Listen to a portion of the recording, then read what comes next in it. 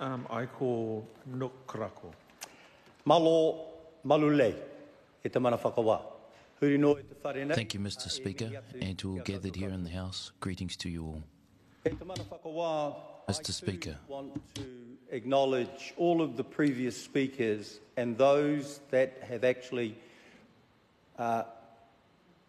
in their kōrero, have remembered those that have either gone because of the earthquakes, but particularly those that have been affected as well.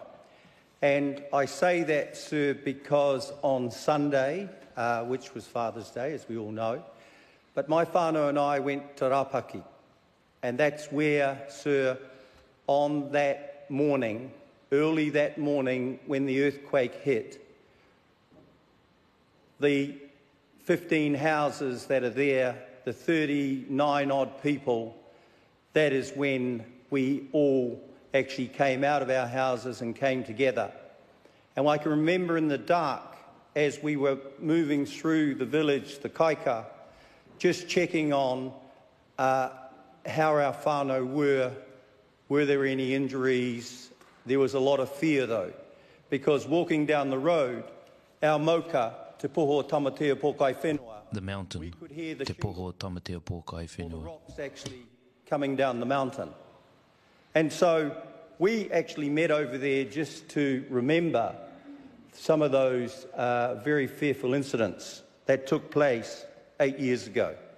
And then this morning, sir, I was at Nai Tuahuriri, Tuahiwi, because it was there, and it wasn't so much about remembering the 8th anniversary, but it was also there, sir, that we were talking about the effects that the earthquakes, the earthquake, first of all, the first one, back in September, 8 years ago, but also the main one as well in February. But we were actually talking through with Regenerate Christchurch about the incredible program that's going on there, project that they're looking at around the Otakaro. So all of this, sir, is a direct reflection of what had happened 8 years ago and also moving through to the real bad one in February the following year. But I've heard also a lot of the discussions here around, and the previous speaker, my whanoka, Reno Terikata, Relation. did also mention the fact about the glass being either half full or half empty. And I think the important thing here, though, is that what these Christchurch earthquakes and a lot of the legislation that has come out of the Christchurch earthquakes, I think one thing that we can all be proud of right across the House is the fact that there has been that legislation right from the beginning all the way through to try and actually find ways, better ways, to ensure that those that were affected by either death, loss of property, mental health, have actually been, as much as we could actually do in this House, has in some ways been addressed. So it is indeed my pleasure, sir, to talk about the Canterbury Earthquakes Insurance Tribunal Bill on the first reading. And as our previous speakers on this side of the House have said, is that we do support this bill with some major reservations. And so supporting it through to Select Committee, because as we all know, the Select Committee process is a process where we can all work together to make this bill even a much better bill than what it is now. And the reason for that is because there are some reservations, as has been well articulated by my colleagues on this side of the House. And the major one, sir, is particularly around consultation. particularly around consultation. And I think the important thing, though, is that with us on this side, let's just have a look and put in context some of the results or some of the things that I don't think have actually been discussed here or actually highlighted here. And I want to talk about the last 9 years that we were in government, and particularly when we were addressing the huge issues post the earthquakes.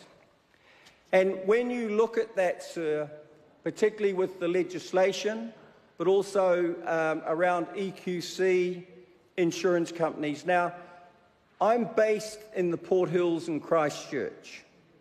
Obviously, the name suggests that that is actually the very hilly area between the Canterbury Plains, Waitaha, Whakateko Waitaha, and then across the Canterbury Plains, you have the beautiful Te Pātako Rako Hotu, or Banks Peninsula.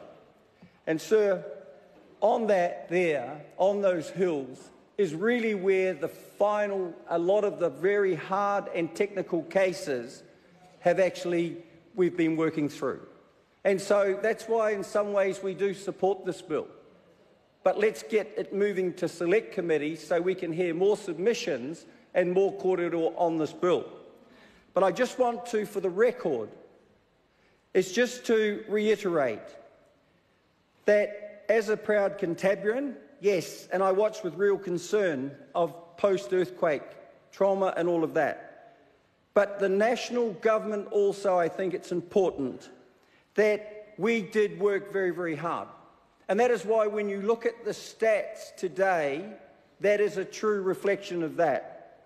So, sir, 98.5% of these claims have actually been settled, and that's a Ministry of Justice number. The remaining 1.5% are already under consideration through the Residential Advisory Service, EQC and Southern Response. So of the remaining approximately 3,000 dwelling claims, 20% are already on a clear pathway to settlement. A further 36 are being considered for cash settlement right now by the claimants. So what I'm saying here is that one of the reasons possibly there was not a lot of consultation, even the Ministry of Justice officials are struggling with this bill. Because, quote, they've said this is a misconceived, poorly thought through, seat-of-the-pants policy that runs roughshod over natural justice. And that's what it's about, natural justice as well. And going through the select committee process of this will actually bring these out. But I think the important thing with this bill, though, is that it's going to take anyway possibly 2 or 3 years before anything's going to happen on this bill. And basically, one of the reasons why there's no consultation is because the officials would have probably said, it's already happening. It's already happening. So why would you want to put another process in place where it's already happening? And we know the answer to that, because this was an election promise. But unfortunately, it's just put another layer on it, another layer that will hold up a lot of the great work that is going on that will actually assist these people to have a final settlement. And so even though on this side of the House we believe strongly that this bill is not really needed, but what we're going to do, again, as we have supported the people of Canterbury, Kaikoura, what we have done is that we will continue to support them by supporting this bill. And we will actually work hard to ensure that this bill is going to be better than what it is here at the moment. And that is why we're supporting it. E te mana whakawā. Mr. Speaker. As someone from Waitaha, from Canterbury, as someone actually that has been in this Parliament during these terrible periods of ruwhenua, earthquakes. It is indeed, though, my pleasure to be able to say that we support this bill to Select Committee. Kia ora, e mihi atu kia koutou katoa. Thank you and greetings to all. I call Dr. Duncan Webb. Thank you, Mr. Speaker, and I must say it's a huge